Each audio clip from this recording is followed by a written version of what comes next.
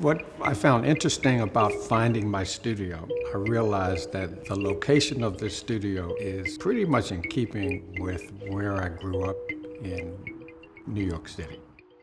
When I first bought this building back in 1997, an old ice house built in 1901, I should say, people would ask me, why are you opening a gallery on Waters Avenue? My response would be, the fact that you put it that way is why I'm doing this. One of the benefits of finding this building is that it enables me to have space in which to work in a variety of materials. Each material has its own process, and so each process needs its own space. Each of these materials has a voice, and all of them combine materials, either stone and wood, stone and steel, stone and bronze. I see myself as orchestrating this dialogue, if you will, this interaction between those voices.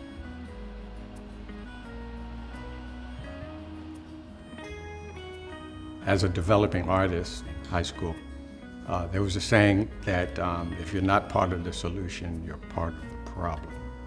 And so that really hit home with me with respect to how your creativity is aligned with civil justice, truth-telling.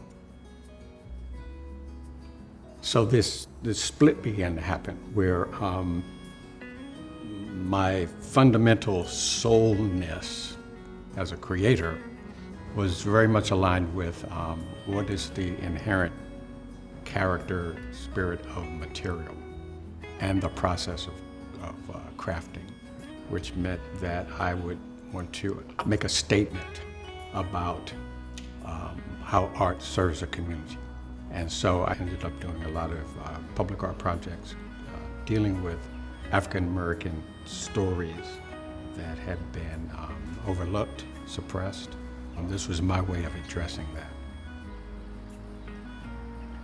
I got this commission here in Savannah, Georgia to create what used to be called the Yamacraw Public Art Park. Children were always there whenever I would come. It dawned on me, they need to be playing in this fountain because that speaks to the future of a community. The objective was to honor and commemorate the African American presence in Savannah, as well as the native Yamacraw. I have African American and Native American ancestry, so I'm honored to, as far as I know, be the only living, particularly African American artist responsible for one of Savannah's 23 squares. I kept complaining about the art community in Savannah. You know, it's too slow, it's too limited. And so friends of mine said, rather than complain about the darkness, why don't you turn on the light? I started Indigo Sky Community Gallery here in my building. This was maybe 15 years ago.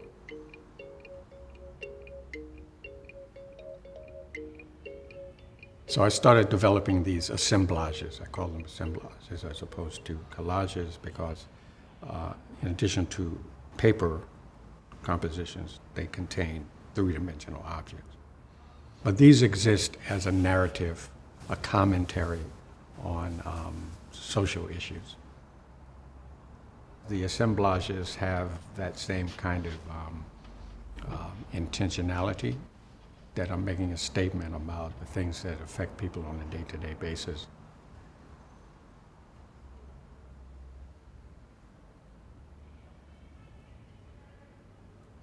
The public art pieces, which are physical, permanent, have a kinship with blank page poetry. I will go into a community basically to find out what the story is. And instead of then rendering that story in stone or bronze, I'm rendering it as a poetic performance. Help is sometimes the difference between a smile and a long sigh. Of communities and the land and the trees that bear witness to them. The title of the piece in front of the in-market arena. The materials are a combination of concrete, bronze, and wood. These stylized trees and these stylized figures, all representing some of the traditional African American neighborhoods that are in close proximity to the arena. It's important, I think, to give voice to those communities so that you can't totally overlook the fact that people lived here.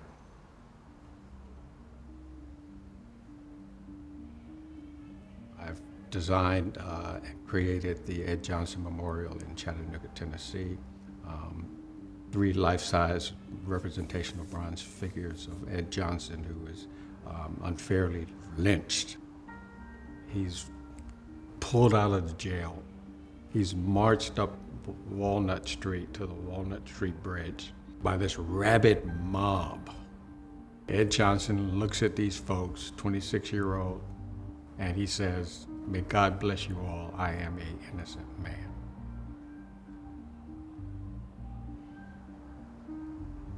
But as an artist, I like to think it's my role to symbolically represent those positive attributes. On either side of him, in this triangular formation, is Styles Hutchins and Noah Pardon, and these were the 2 lawyers who courageously came to Ed Johnson's defense. The memorial is 30 feet from where Ed Johnson was lynched. His back is to the point on the bridge, so he's finally able to walk away from that travesty.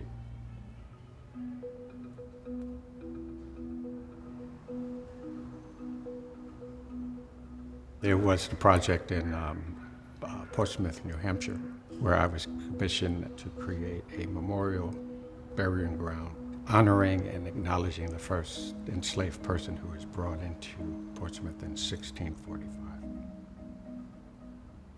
On one side of that stone is a male figure representing that first enslaved person brought into Portsmouth. On the reverse side is a female figure representing Mother Africa. And they are reaching around that 9-inch distance towards one another.